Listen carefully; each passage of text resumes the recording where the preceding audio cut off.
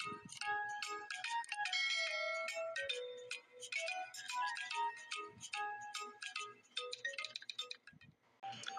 po ni Colonel Garma sa Quadcom sa House of Representatives, tinuturo po niya itong si Leonardo na nagbibigay po ng reward money sa mga police officials na nakakahuli o nakakapatay po ng mga drug pushers.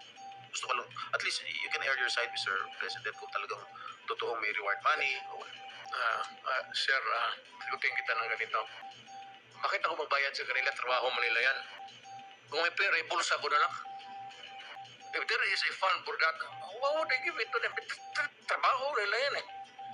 The best that they could minsan is pupunta ako. Alam mo kasi, pag tao ko, alam nila yan. Parang close mo talaga. Kasi ganun ako trato dito sa pulis eh. Ito sila sir, mabuti nandito kasi puro dumaan ito sila sa akin. Ganun talaga ako Pero bakit po siya nagsasalita ng nagbibigay po ng revelation doon sa Quadcom at sinasabi nyo hindi po totoo na tinawagan nyo po siya noong May of 2016 at nagpapahanap po kayo ng isang police officer na miyembro ng Yes. Hanggang ngayon sir, it's a mystery. Bakit ko siya tatawagan at bakit ko sabihin sa kanya maghanap ng Iglesia ni Cristo na marami namang pulis sa Davao na membro ng Iglesia ni Cristo? Why would I specify a person belonging to a religious sect when as a matter of fact there are a lot of policemen who are members of the Iglesia ni Cristo in Davao City? What would be the point of asking for a special person? Hanggang ngayon sir, hindi ko nga mafatong. So sabi ko, well, I don't know, but it's a lie. Or making up stories. I don't know what she's driving at o ano ang gusto niyang ipalabas sa at the end of the story. Mr. President, kilala niyo po itong si Colonel Leonardo? Yes, sir. Sino po ang nagrekomenda sa inyo na i-appoint po si General Leonardo? Kasi base urol sa testimonya ni Colonel Garma, siya yung nagrekomenda kay Leonardo sa inyo para i-appoint. Totoo po ba? Wala, sir. Kasi, alam mo, I cannot create a unit sa police because we do not have that kind of authority now.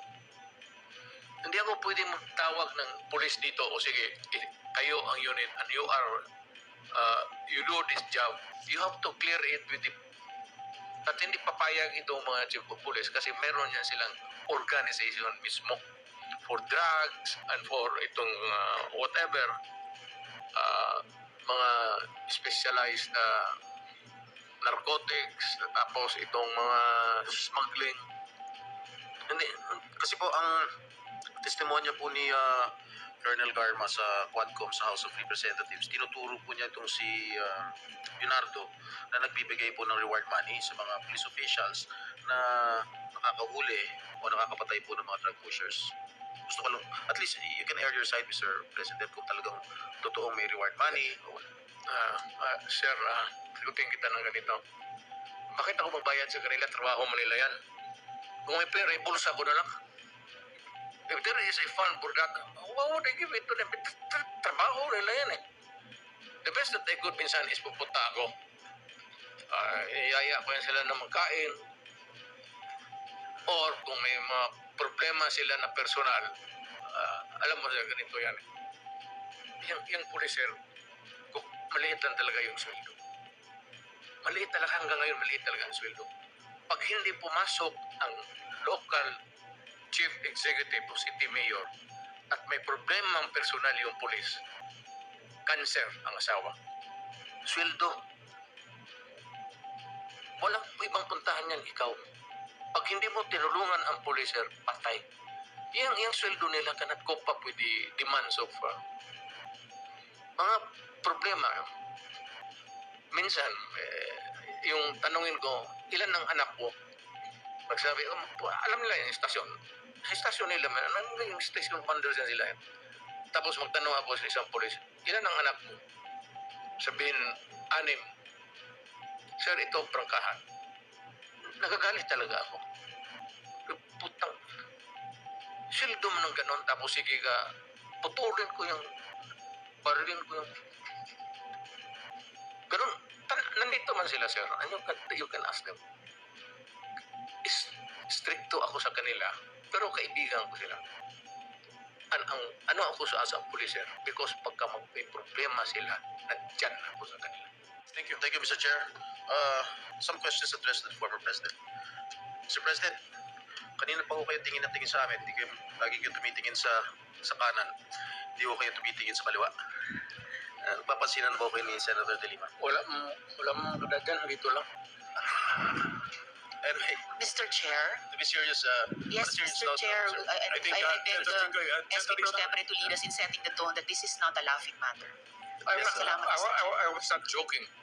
I was just, para ma-lighten lang yung mood, Mr. Chair. Anyway, on a serious note, Yes, okay. Mr. But did you- President, how do you assess the campaign against illegal drugs during your time, Mr. President? Do you consider it as a success, Mr. President? Mr. Senator, it is a continuing problem for the country and for the entire world. The drug problem is a very serious and pernicious, virulent ailment that the country is facing.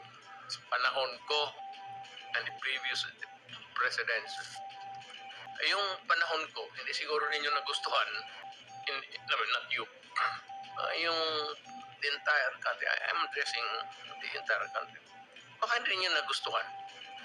But yun ang style ko.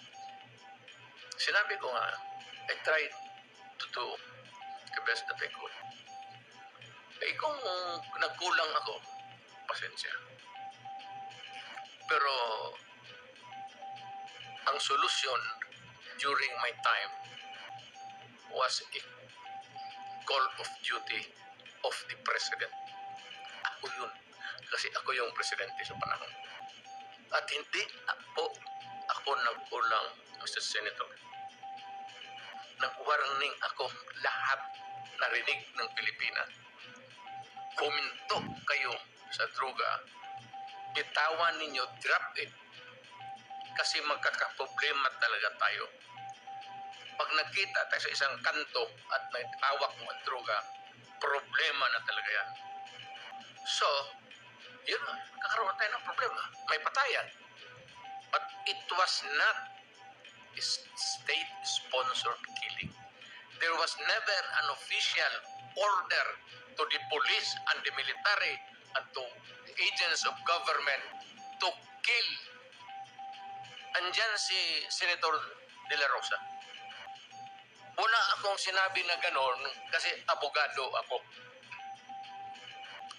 Ang sinabi ko, yung sinabi ko nung natuturo ako sa Police Academy, that in your fulfillment of duty, yung elements of self-defense would apply to you pag you are trying to arrest a person.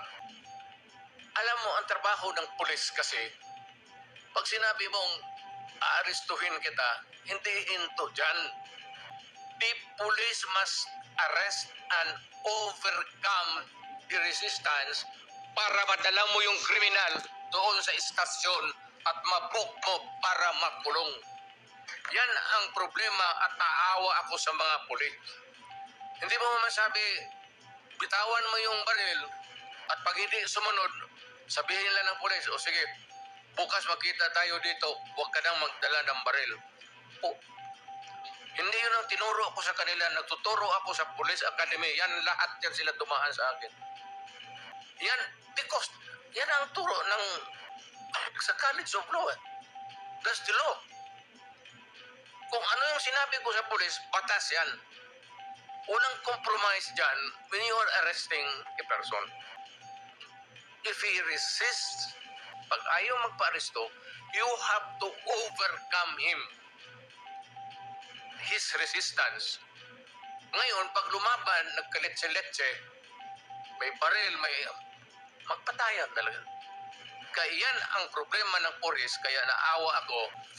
Kaya ako rin nandito, guns, siguro, paano na rin ng God sent yung invitation ninyo. Naawa ako dito sa mga pulis na tinatawag ninyo at inaano ninyo, yung trabaho ng pulis kasi involves personal contact.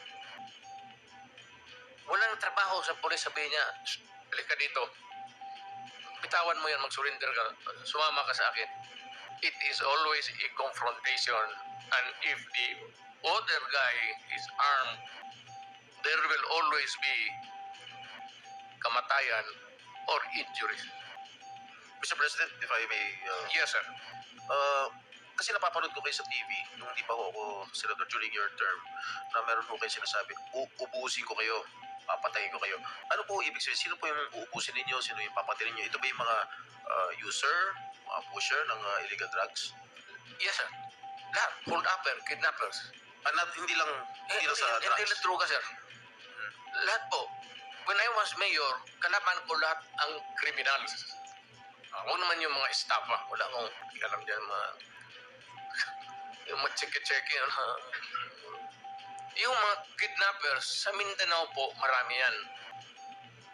At yung mga lawless elements doon, when they go on a rampage, they take over the entire municipality.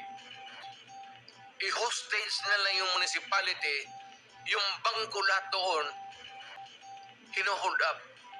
At yung police hindi makagalaw kasi nakapalibot sila and there are civilians. And they cannot start a war because the civilians eventually will be killed in the process. Pati sila. Nung sinabi niyo pong uubusin ko kayo lahat, papatayin ko kayo lahat, ito ba ho yung naging resulta kaya marami akong naging patayan, Ginoong Pangulo? Literally, yes. So, pero wala ho kayong inuutos sa mga dating chief of police ninyo, chief of PNP na pumatay. Warning lang na istorya man lang yan, sir. Chismis lang ho. Alam mo, pagka mayor ka o presidente ka, pag sinabi mo, hoy, huminto kayo dyan, masama yan, illegal yan, walang mangyari sa syudad mo. O pag sinabi mo,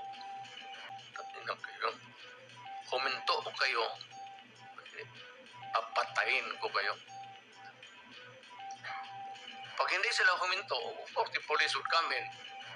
Sabihin ko sa police, pag naghawak ng baril, ito yan sila, dumaan yan sa Davao lahat. Goy, pati ito, si Tanaw, lahat yan sila, dumaan ng Davao.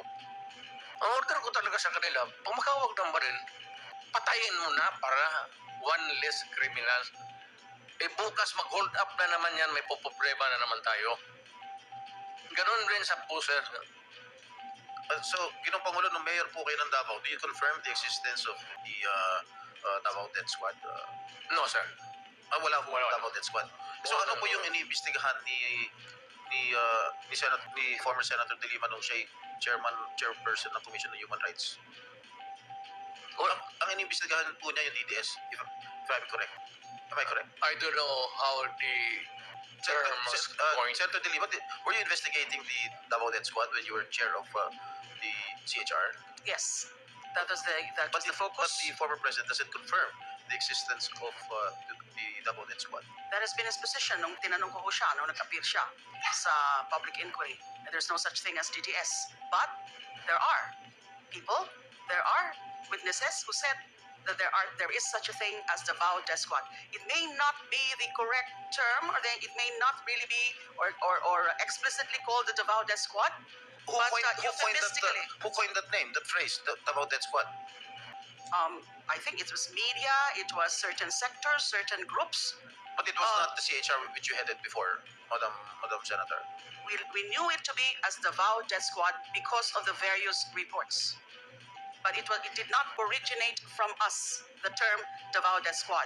What is clear to us is that there was this group of assassins, and some of them are actually part of the Davao City Police Office. And there are also the Abanteros the assassins themselves with respective handlers.